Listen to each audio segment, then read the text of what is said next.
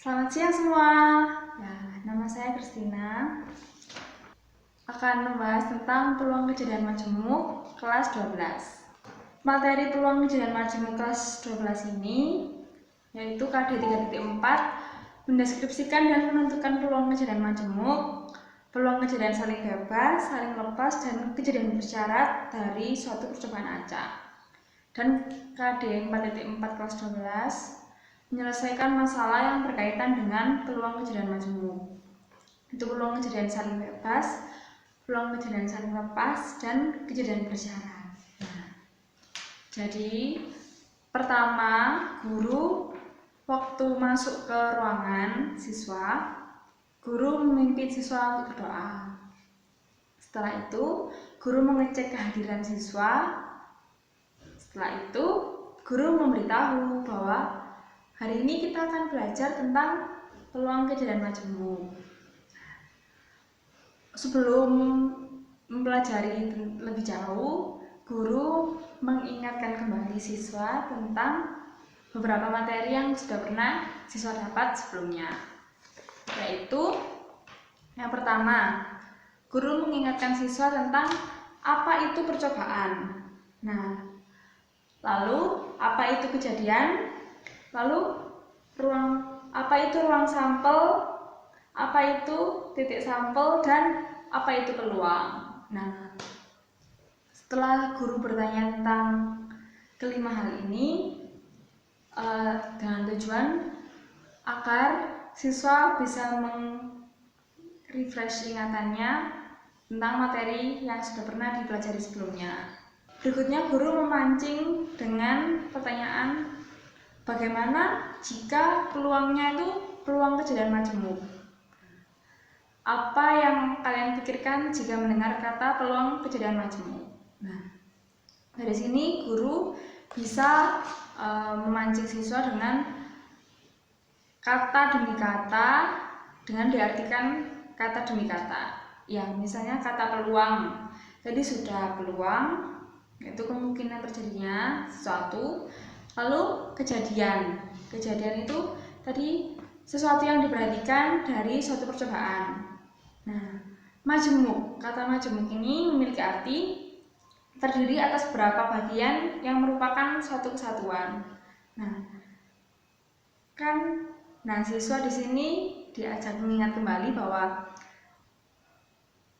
mereka pernah belajar tentang peluang suatu kejadian. Nah, tapi belum pernah belajar tentang peluang suatu kejadian majemuk alias yang terdiri dari beberapa. Nah, selama ini siswa pernah belajarnya yang terdiri dari satu saja.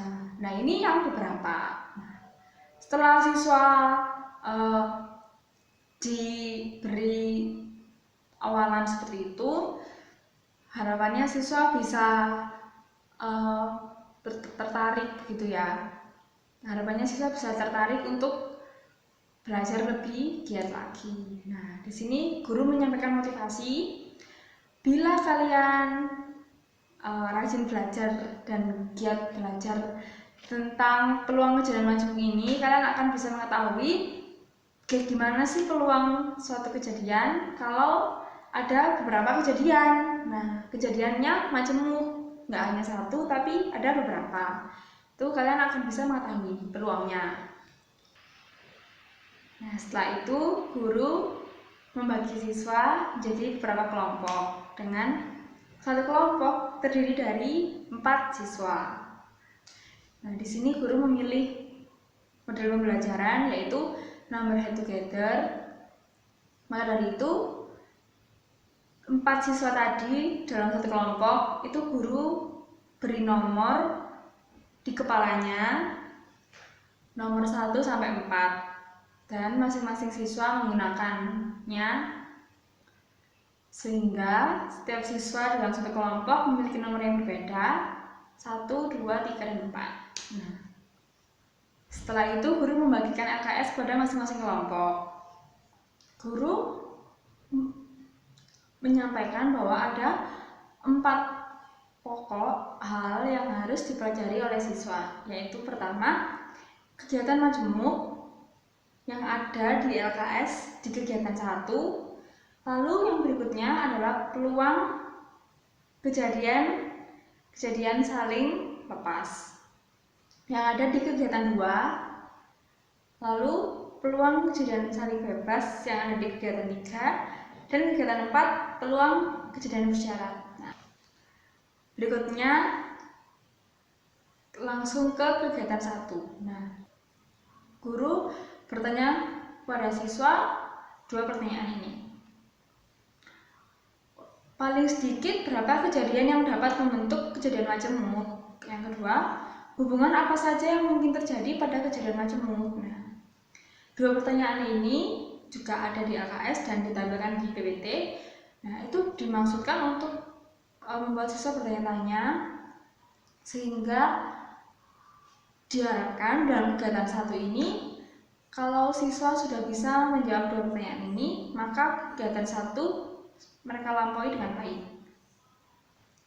Nah, setelah 2 pertanyaan ini diberikan, guru memberikan suatu awalan di LCD dan di LKS-nya masing-masing. Awalannya berupa gambar dadu dan gambar koin. Guru meminta salah satu siswa untuk membacakannya. Kemungkinan yang terjadi pada pelantunan sebuah koin dan sebuah dadu secara bersamaan adalah, guru menjelaskan terlebih dahulu. Maksudnya A,1, A,2 ini apa? A itu mewakili angka, dan 1 itu mata dadu 1 pada dadu tersebut. Jadi A,1 itu artinya dalam pelemparan koin dan dadu bersamaan itu, koinnya muncul angka dan dadunya muncul mata dadu 1, dan seterusnya. Untuk dapat menjawab 2 pertanyaan tadi, maka siswa diharapkan untuk mengisi LKS yang telah disediakan. Dalam LKS-nya, dalam kegiatan 1 ini terdapat 3 nomor yang ada titik-titik yang harus diselesaikan oleh siswa. 3 nomor ini akan membimbing siswa untuk bisa mengerti tentang apa itu kejadian majemuk dan dapat menjawab 2 pertanyaan yang di awal tadi. Nomor 1, guru meminta salah satu siswa untuk membacakan soalnya. Adil memiliki sebuah wadah yang berisi bola, terdiri dari bola putih, bola merah, dan bola hijau. Tentukan kejadian yang mungkin terjadi pada pengambilan 2 bola dalam wadah tersebut. Ini sebelum lebih jauh, kita misalkan dulu kejadian terambilnya masing-masing warna bola. Ada 3 warna tadi, warna putih, warna merah, dan warna hijau. Misalkan P itu kejadian terambilnya bola warna putih. Tadi ada 3. Masing-masing kita misalkan kejadian terambil bola warna merah dimisalkan Q, dan kejadian terambil bola warna hijau dimisalkan R.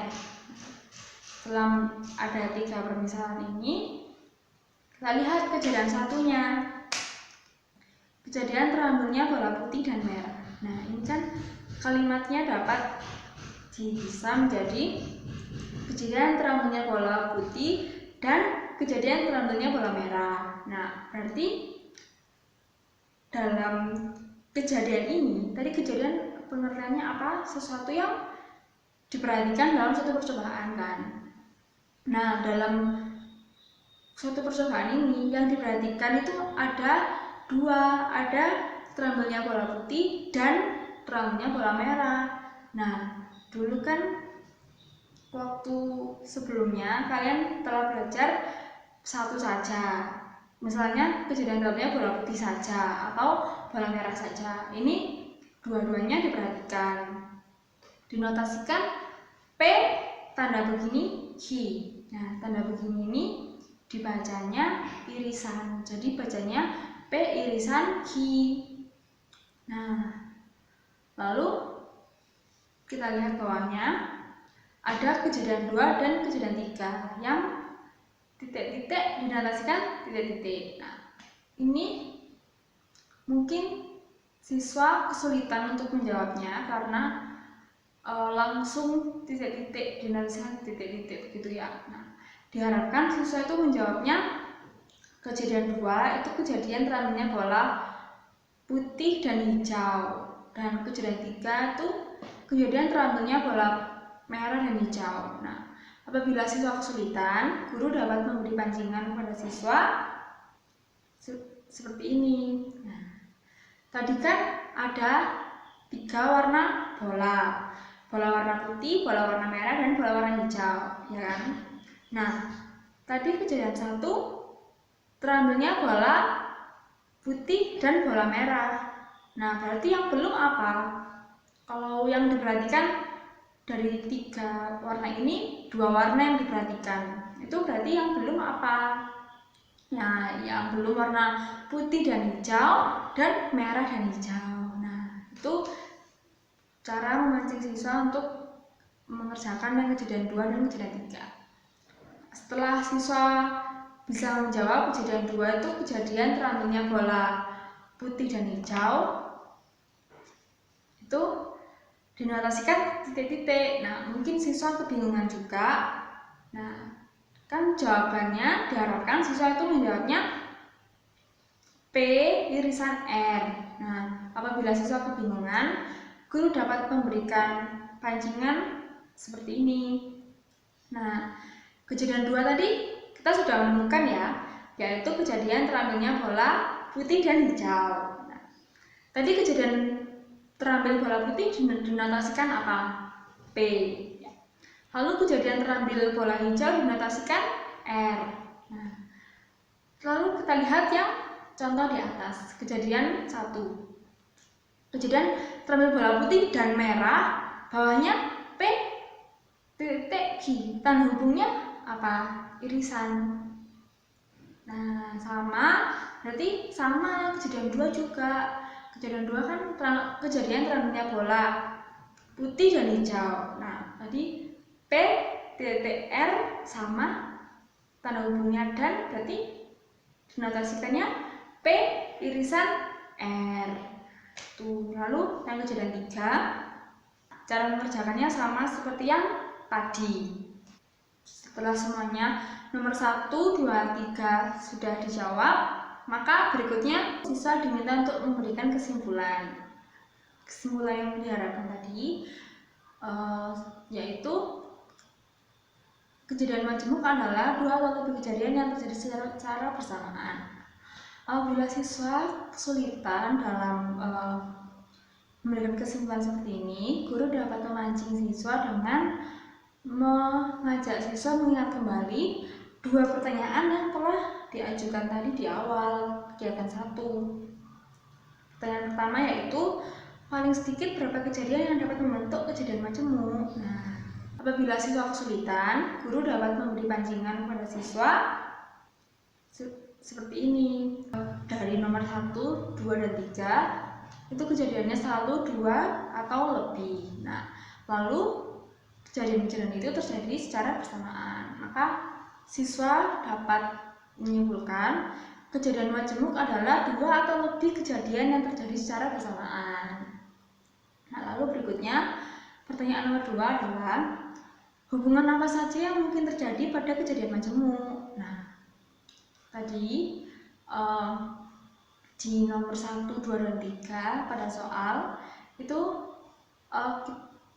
kan telah belajar kalau tanda notasi begini dan begini. Nah, kalau notasi begini itu dinamakan gabungan. Nah, gabungan 2 kejadian. Nah, maka siswa dapat memberikan kesimpulan notasi gabungan 2 kejadian yaitu A gabungan B.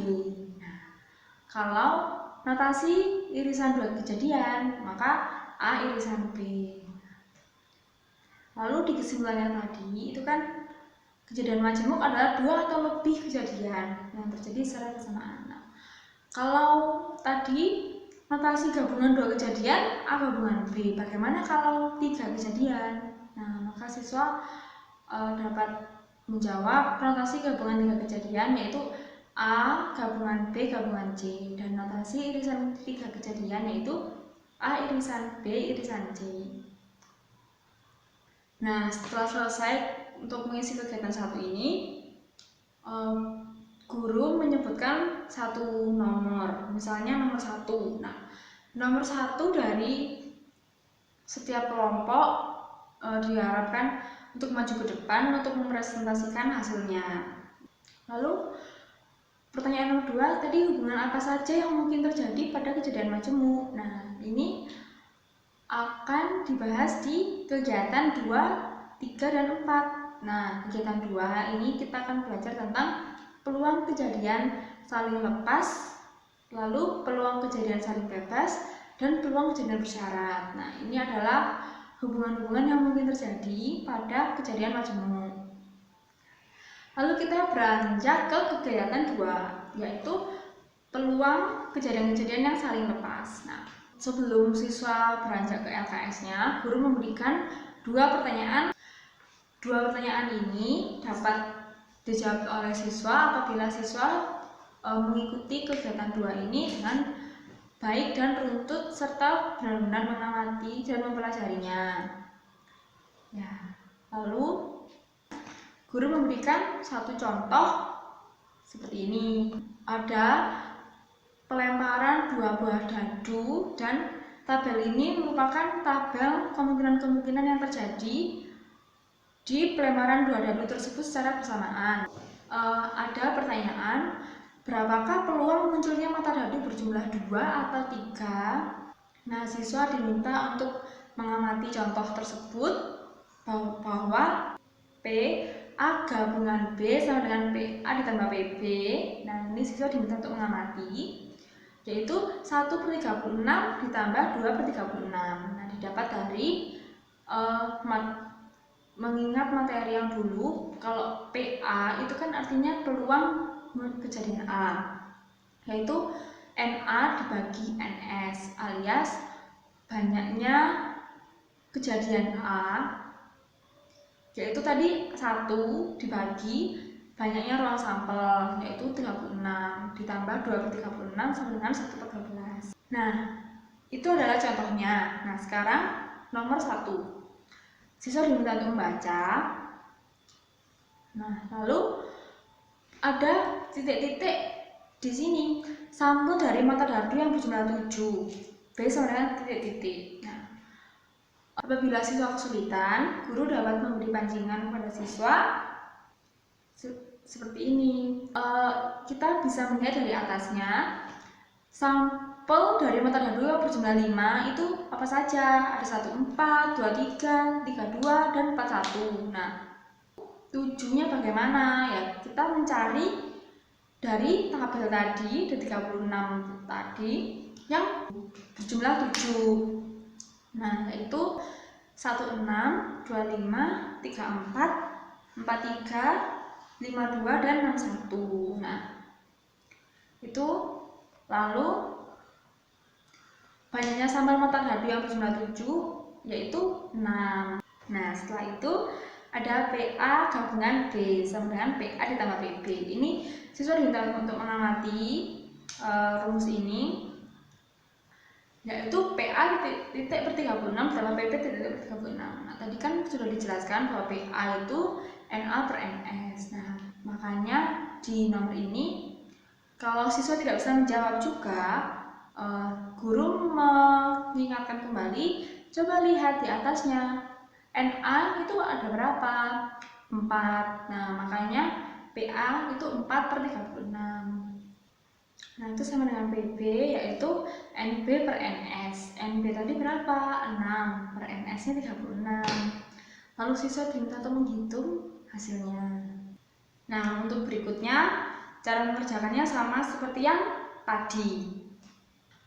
Setelah mengisi soal-soal yang ada, maka siswa diminta untuk memberikan kesimpulan. Bila siswa kesusahan dalam memberikan kesimpulan, maka guru dapat mengingatkan kembali dua pertanyaan yang tadi diberikan oleh guru di awal. Siswa dapat menjawabnya dengan cara melihat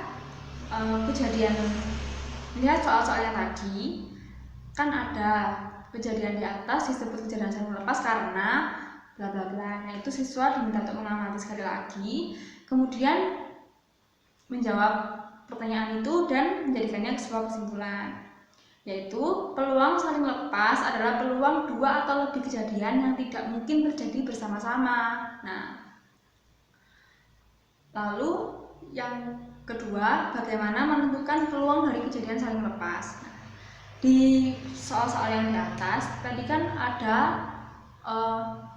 beberapa, yaitu PS gabungan T dengan PS dan PT. Nah, itu siswa diminta untuk mengamati.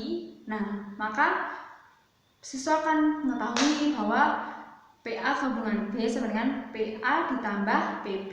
Nah, untuk menentukan peluang dari kejadian saling lepas. Nah, kejadian saling lepas tadi kan PA gabungan B ya. Nah, itu dalam diagram Venn digambarkan seperti ini.